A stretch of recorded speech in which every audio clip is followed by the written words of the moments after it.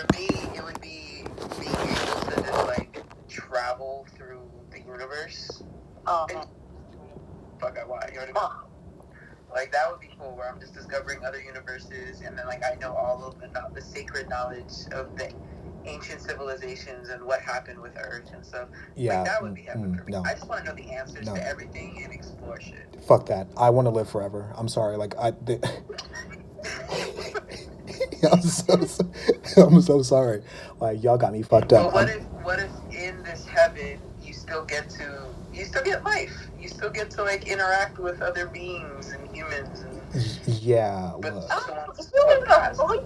horrible. Humans are shit. Humans are horrible.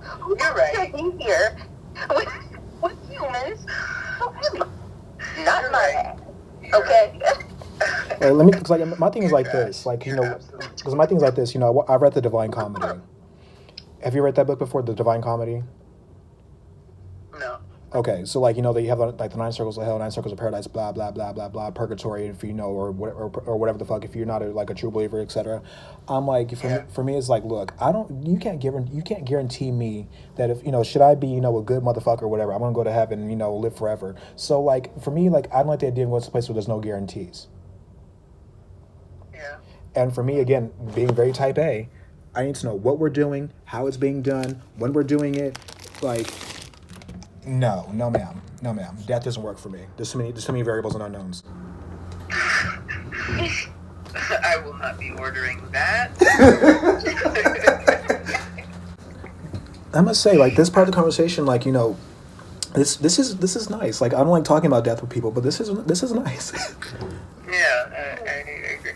Have you ever seen The Good Place? No. It's so good. All right.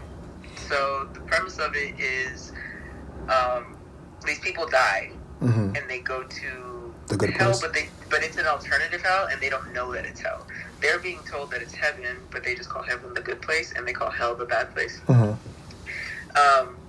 the guy that is running hell, he's like an apprentice of Satan, I guess, and he has this idea for this alternative hell, and basically he just plays with their minds and their emotions, so they think that they've gotten into heaven, and as they're there, they're beginning to realize that they don't belong there. Like they must have accidentally switched them with someone else who had like the same name. They're like, I'm supposed to be in the bad place, but how can I earn my way to stay in the good place? And then it becomes like this. How was it put? I think the guy who stars in it, Ted Danson? I don't. That's the name that's coming to mind too, but I don't think that's his name. Let me Google this. Kristen Bell is the star of the show. Kristen Bell. Veronica Mars? Yes, Veronica Mars is the star of the show. Ted Danson, that's his last name? Yes. Okay. So, From Cheers, Ted Danson? Wow. He plays like Satan's apprentice, but along the way, they're just assessing like who's getting into heaven at this point, and then they realize no one's gotten into heaven for like thousands of years, and they're like, well, why not? And then it becomes this thing of like, we live in such a gray space, and they're just really breaking down, like poking holes in the theory of this whole good, bad, heaven and hell type of thing, and what waits for us in death. And I just think it's a beautiful show in the way together, in the way that they approach the concepts of philosophy and religion and all of that. Like, I just think it was really beautifully done. And I think the way Ted Danson described it was, it's like a philosophy lesson wrapped in a fart joke, something like that. It's good. I like the show a lot. I recommend it. There's actually a book I was reading about. I'm gonna check it out. There's actually a book I was reading about death, by Ernest Becker called the Denial of Death. And it was actually very interesting because people they assuage their fears of death with what people call immortality projects, which is pretty much something on you that will live on. That way people feel better about the fact that they're dying. The thing about the book that was very interesting was the fact he was writing this as he was dying of cancer. Oh wow. And so he wrote the book and he passed away. He actually posthumously got plenty of awards for it, what have you. And it's like he's basically saying that humans have a duality, and like it's a physical self and a symbolic self, and then You transcend mortality through good deeds and good acts, things that will get you noticed.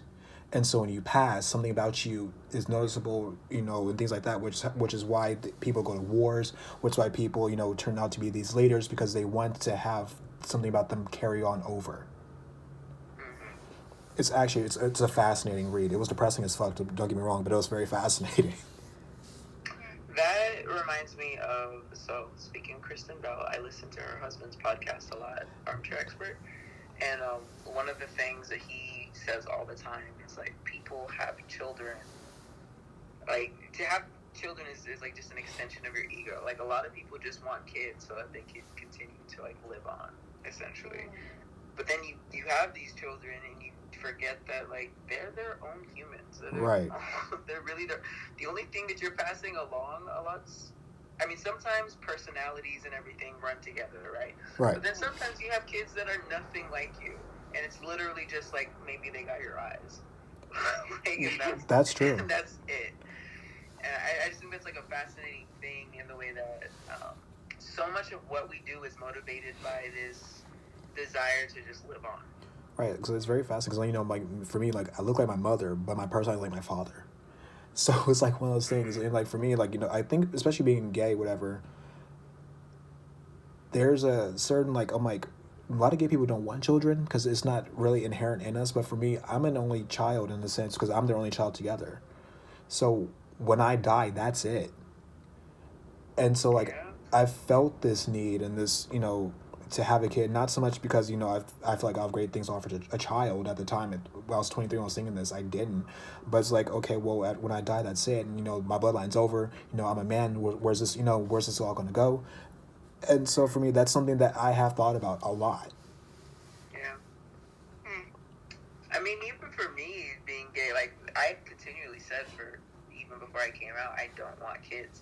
But when I think about it, like that's literally the only thing that would make me, sway in the other direction of just wanting to have a child is that whole like, well, if I die, that's it. Like, right. Then my mom gets in on that shit. My mom was like, Michael, I want a kid from you. I want one that's gonna look like me. I'm like, excuse me, Heffa, you got 3 other kids. Yeah, my sister just had a baby last year, 2 years ago, basically. I don't know. He's a quarantine kid. I mean, he just turned 1 in December, so it's basically been a year. It's the first baby in your family for a while? Yeah, he's the first one. Must be nice. I just kind of, it's weird because he's like my little brother in a sense, because I don't know the way I see him and treat him or whatever. Mm-hmm. But then also, like, there's a part of it was like, I feel like this is what my kid would look like and be like, so maybe this is good enough, seeing him and having him around or whatever. Like, I don't know. Cause I'm 32 and I'm not even feeling like I told myself at 26 I would have a child, and I kept pushing it back, and I'm still pushing it back at 32. I really do like quiet, and I like my freedom, and really that's don't fair. want to give it up. Well, it's like, like I was actually reading a book by Lucille Ball. She wrote her autobiography up to like 1961, and she had her first kid when she was in her 40s. And she said she thought it was a good decision for her because she knew who she was. She's coming to her own. And a lot of people nowadays, they're coming into their own in life a lot later than what our parents or grandparents did. And for me, I'm selfish as fuck. I'm like, the last thing I'm gonna want to sit there and do right now is be like, oh yeah, I need to wake up at 2:00 in the morning to feed this little motherfucker right here, or this little ankle biter right here, or oh, I need to go do this under. I'm like, no, I don't want to do that right now. One day maybe, but not right now. Absolutely. And let me tell you, my ego, even though I can sit here and just be like, man, when I die, that's it because I don't have kids. My ego is not big enough to make me want to have kids. It means I'm sacrificing my sleep. I gotta deal with someone else's attitude. Fuck that shit. No, my ego is. That's my biggest fear. Which it is. Is my ego too big because I don't want to give those things up, or is my ego too big because I don't know. My biggest fear is having a girl in particular that's just like me. I'm like, I can't do it. Like, I'd snatch her spirit out of her body. Nah.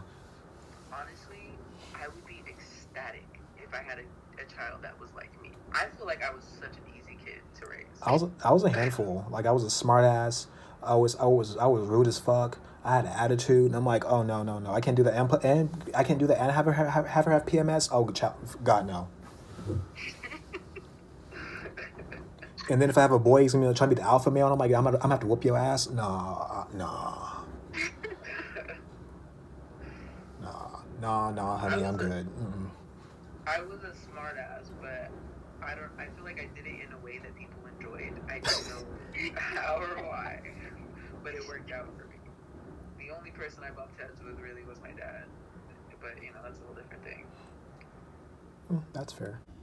Thank you to my wonderful co-host for joining me on this discussion, and thank you for listening. Join us in the comments to keep the discussion going.